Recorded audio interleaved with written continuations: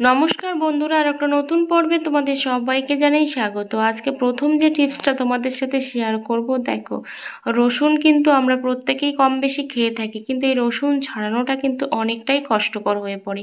কারণ এই রসুন ছাড়াতে গিয়ে আমাদের কিন্তু দা, বটি, ছুরি, কাঁচি এগুলো তো ব্যবহার করতেই হয়। আর যখন আমরা এগুলো ব্যবহার ছাড়াই যেভাবে কাটি, নখ দিয়ে কিন্তু এইভাবে ছাড়াতে থাকি, আর তার ফলে আমাদের আঙুলের মাথাগুলো যেমন ব্যথা করে, সাথে সাথে আমাদের আঙুলটা কিন্তু জ্বালাও করে, নখটাও কিন্তু ভেঙে যাওয়ার ভয়ও থাকে।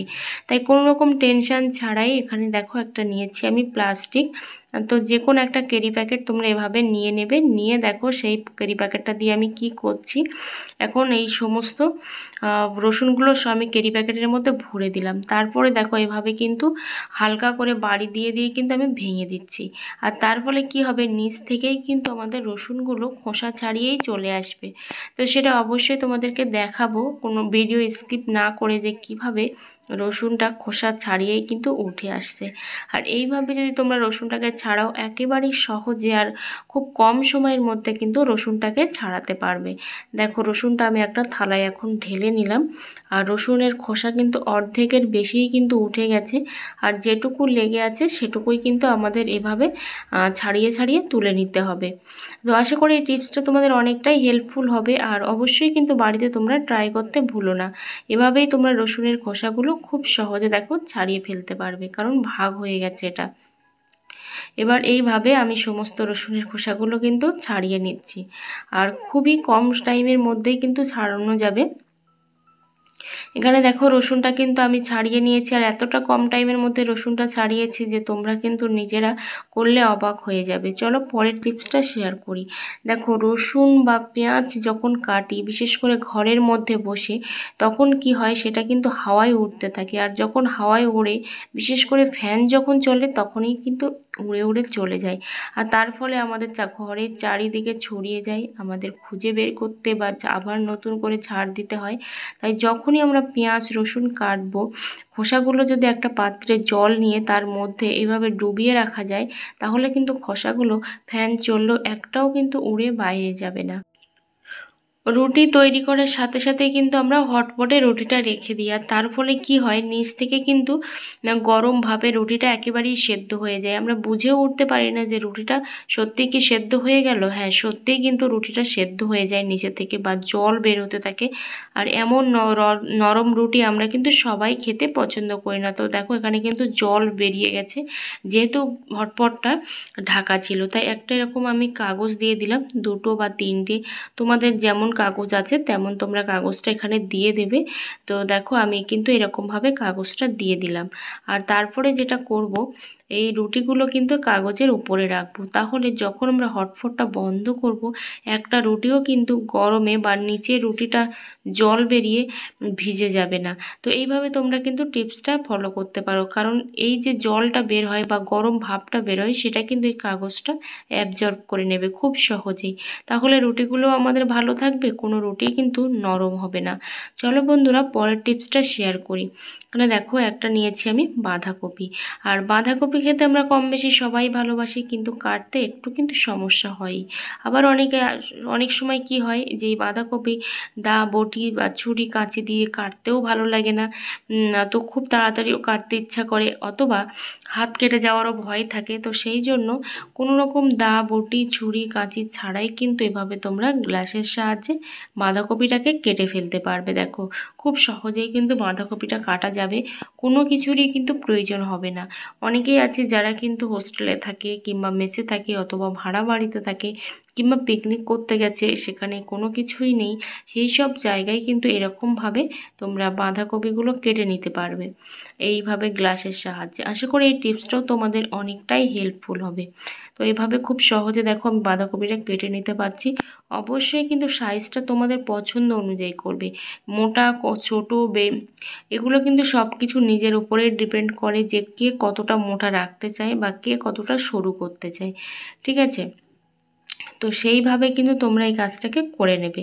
তো আশা করি এটাও কিন্তু তোমাদের অনেকটাই হেল্পফুল হবে। আর যারা নতুন গৃহিণী বা বাড়িতে বাচ্চা থাকলেও কিন্তু তাদের হাতেও এভাবে কিন্তু দিয়ে কেটে নেওয়া যায়। আশা করি এই টিপসটা অনেকটাই কাজে আসবে। চলো বন্ধুরা পরের টিপসটা শেয়ার করি।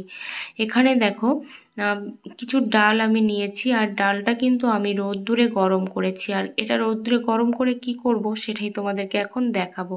কারণ ডাল রোদ্দুরে গরম করেছি, এইটা কিন্তু ডালের গুঁড়ো আমরা অনেকেই মেখে থাকি, কিংবা ডাল আমরা ভিজিয়ে সেই ডালটা কিন্তু পেস্ট করে মেখে থাকি।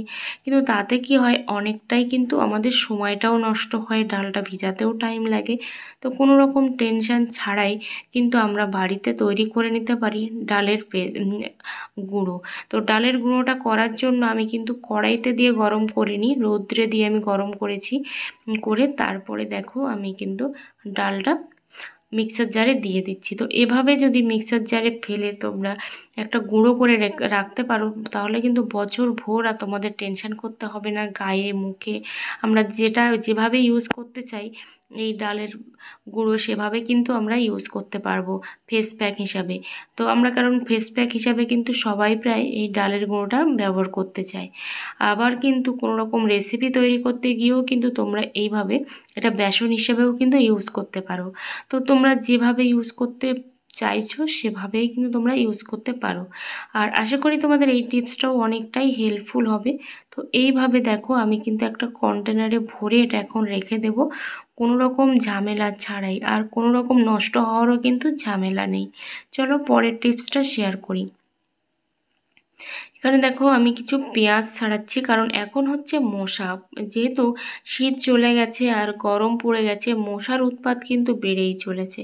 আর এই মশার হাত থেকে বাঁচার জন্য আমরা কিন্তু মর্টিন ইউজ করে থাকি। আর মর্টিন যখন আমরা ইউজ করি, অনেক সময় কি হয়, অনেকের কিন্তু অ্যালার্জি থাকে, যাতে করে আমাদের শরীরে অনেক রকম প্রবলেম হয়। তো দেখো আমি এখানে নিয়েছি পেঁয়াজ, রসুনের খোসা, পেঁয়াজের খোসা, আর নিয়েছি আমি এখানে নিম পাতা। এই সমস্ত উপকরণগুলো আমি একসঙ্গে কিন্তু ভালো করে সসপ্যানে দিয়ে দিলাম, তারপরে দিয়ে দিলাম জল। এবার সব উপকরণগুলো একসঙ্গে ভালো করে কিন্তু আমি ফুটিয়ে নিচ্ছি জলের সাথে। একটু ফুটতে সময় দিতে হবে, আর মাঝে মধ্যে কিন্তু এটাকে নেড়ে চেড়ে দিতে হবে, কারণ এর মধ্যে সমস্ত নির্যাস যেন জলের মধ্যে চলে আসে। তারপর একটা চা ছাঁকনি দিয়ে দেখো আমি ছেঁকে নিচ্ছি। আর এর সঙ্গে কিন্তু বেশ কিছু উপকরণ আমি এখানে মিক্সড করব। তারপর এখন দিয়ে দিচ্ছি আমি ডেটল।